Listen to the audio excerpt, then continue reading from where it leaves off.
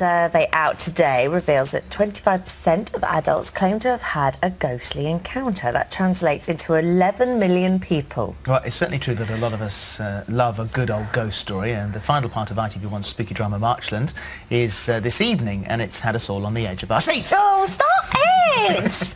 The idea of ghosts has always divided opinion, and we've been running an online poll, and 83% of you who took part believe in ghosts, while 17% don't. Well, we also asked you to send in your spooky pictures, and we were overwhelmed. We've sent them off to be analysed, and helping us to unravel the findings are paranormal expert Barrie John and psychologist Chris French. Well, Chris has been here before, and you're born to be cynical. Sceptical, Philip. There's a difference. Oh, I think you might be my best friend. Is your level of belief zero? No, because that would not be being a true sceptic. You're going to be open to the possibility you might be wrong. The idea is show us the evidence, convince us. OK, well, let's start with, the 1959 pic. Let's have a look at this famous picture. Mabel Chinnery, visiting the grave of her mother in a British churchyard, took a photo of her husband, who was waiting alone in the car, and when the film was developed, she recognised the image of her mother in the back seat, the woman whose grave they had visited on that day. A photo expert examined it for a British newspaper and declared the photo to be authentic. Wow. Very good. I like that one. So that's a good one to start with. So we know that they've said it's authentic. It hasn't been tampered with in any way. So let's have a look at some ones that have been sent in. This is closed-circuit TV footage taken in a pub. Now this is 250 years old now. It shows two orbs. Where? Watched it. I think that's the lady behind the bar at the moment. Those are the substantial orbs. There you go. Where are they? Here. Is that it? No, that was the glass just falling off. So, where are the orbs? Get ready. No, that's the glass. That's the glass falling off. Hang on a second, but You've got to be able to see it if it's an example.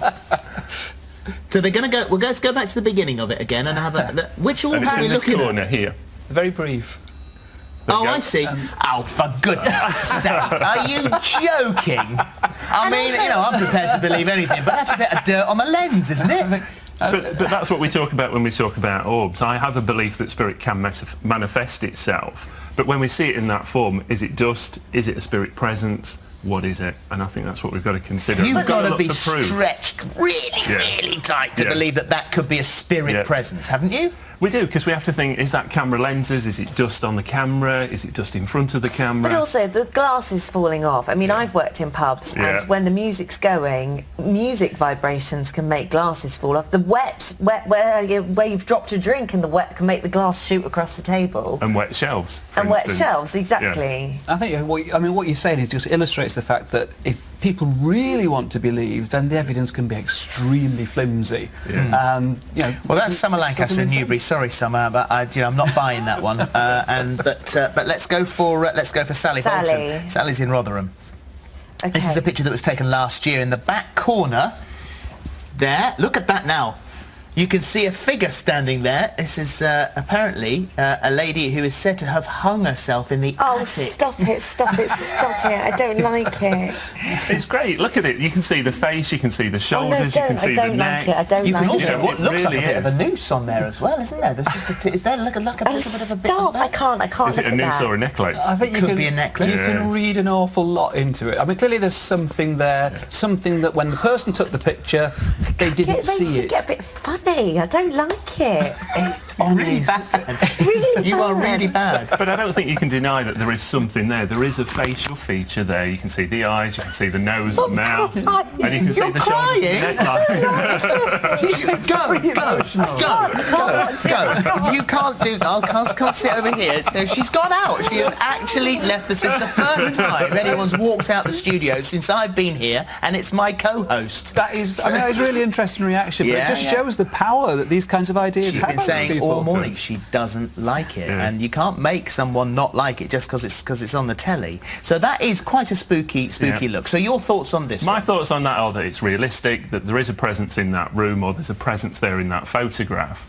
I would love to have been there when it happened, because I'm a big believer that you've got to be there, you've got to realise what's happening and feel the energy as a medium. That's what you've got to do. This one's from Becky. A close inspection, you can see there are two faces in the window. One really clear that looks like a clown. see, clowns are quite frightening anyway, aren't they? They can be for some people. Some people have phobias of clowns. And a picture taken seconds earlier, and there is nothing in the window behind. So what's the explanation there then? It could be a lot of things. I mean, one thing, it could be a reflection of something that was actually in the room. But they'd know that, wouldn't they? Not necessarily. This is the whole point. And how can you not know there's a clown in your sitting room? Believe me, there's a wonderful experiment which is used an awful lot, where you show a video clip of people throwing a ball back and two to each other, and they're told to count the number of times that the ball is passed. Halfway through, someone in a gorilla suit walks on right through the middle of the scene, stops for a few seconds, beats the chest, and then walks off. 50% of people don't notice it because they're not paying attention to it. And a lot of these photographs have got a similar kind of explanation. Your explanation here? My explanation of that, I think that there's possibly something in the room. As to being a clown, a little bit sort of sceptical about that. I think if there is a vision there, yeah, I'd go with a normal person, not a clown. And this picture, apparently this next one from Fian in Wrexham, taken in the woods in Wrexham. Notice how the mist surrounds my daughter. To clarify, there was no mist on this day at all. There was no condensation in my camera. I checked. We've never ventured back into these woods just in case, as they do have something of a history. How spooky is that one? Right. I do hundreds of ghost hunts around the country, Phil, and this one really fascinates me because we see this a lot. Now, looking at that in two cases, we've got orbs in the background. We've also got some little spots that could be rain or moisture. Then we've got this big cloud of mist. So is it somebody's breath? Is it a presence forming? The one thing I would have liked to have seen there would have been a collection of photographs to actually say, stage one, this is what you had, stage two, this is what you had. So when we're taking family pictures, we so seldom ever do that. Yeah, because you only realise what you've got until you've developed your pictures. Exactly, and on any event, when I do a paranormal event, I like people to constantly take pictures so we can see that effect. Well, now with digital cameras, we can, of course, and you get that instant result, whereas if you didn't have to wait, you used to have to take it down the chemist and see what you'd got. What do you think about that? It's breath. it's breath. Let's talk to Samantha. Samantha, what you got in the hub?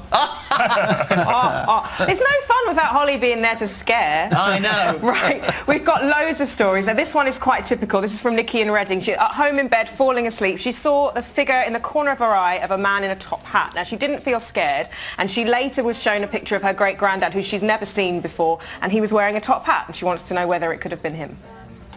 I believe it's a grandfather. I believe that spirit come to us when we're in a sleep state, when we're in a dream state, and they're trying to connect with us during that time. The one thing I always say is that during that time we've got no barriers or boundaries that we can push them away with. So 100% I would say it's a grandfather. I'd say it was sleep paralysis. Sleep paralysis is a very common experience. Lots of people just, they're drifting off into sleep or coming out of sleep. They see things, they hear things that aren't there. The idea that this figure appeared to have a top hat could just be a coincidence. That's what makes it such a kind of a story that you've featured on the telly, because it's... Why do most ghosts that we see appear to be medieval? Or, you know, you could have a Tudor ghost, or the Elizabethan ghosts, and a Victorian ghost, but they're never from 1975. But they can be, because it's people's perception of it. Again, we get ghosts and spirits. What's the difference? When we talk about a ghost, we talk about a video recording. When we talk about a spirit, we talk about a living form still. So we have had it on events where people can be from 5 years ago, 10 years ago, very recent spirits. So what is a ghost? The difference between a ghost and a spirit, a ghost is a video recording. It's something that's happened over time and it's just left an impression in that building. Hallucinations. Basically, the interesting thing is that most hallucinations are actually of living people. They're not ghosts, and it couldn't be possibly misinterpreted as ghosts. But obviously, if you hallucinate and the thing you hallucinate appears to be more similar to a dead person that you know, well, you think you've seen a ghost. Thank you, guys.